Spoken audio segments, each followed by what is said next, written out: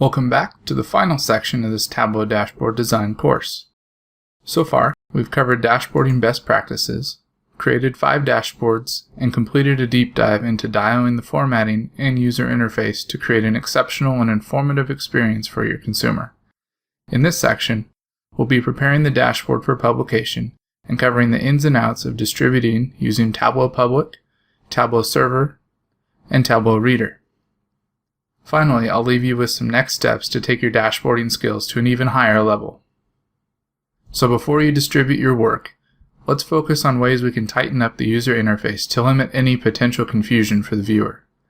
The first thing to do is to hide the command toolbar on all of your visualizations.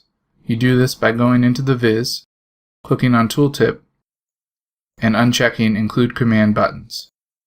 The toolbar is really handy while you're doing your analysis, but when a user who's unfamiliar to Tableau sees it, confusion may ensue, or they could click one of the commands accidentally and not have any idea how to undo what they just did. Just disable these for a better end-user experience. When you've put yourself in the end-user's shoes and tried to make their interactive experience as intuitive as possible, it's now time to solicit help from teammates and beta testers to get their feedback. One of the most important things you can do at this stage is try to break your dashboard. Click on everything. Select obscure parameters or filters and combinations and see how the Viz responds.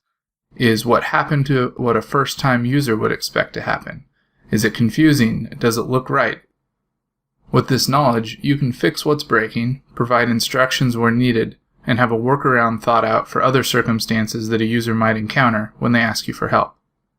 One thing that might be helpful is to provide the users with a quick help page that gives an overview of features and functionality, expected behaviors, and examples of the type of interactivity they can engage in.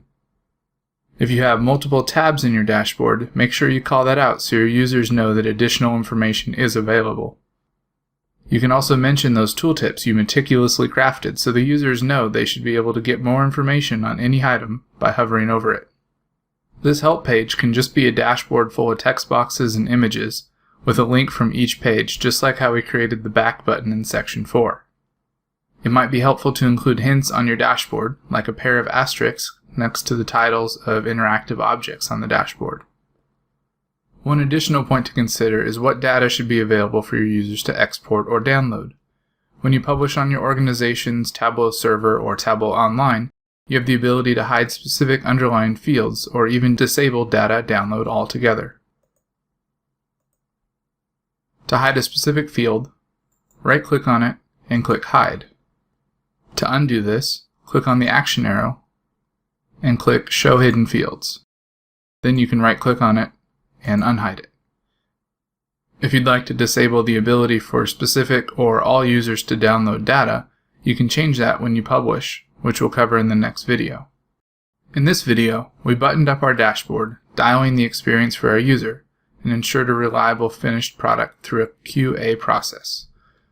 First, we want to hide all the tooltip buttons, make sure we don't confuse our users. And then, thoroughly test everything. And then have your team and close stakeholders test everything. And then test it again. A great first experience for key stakeholder is the goal. Your life will get better if they walk away impressed and excited, and that's a promise. Finally, we want to create any necessary support documentation to ensure your users' most pressing questions are answered. In the next video, we'll dive into the publication process for Tableau Public.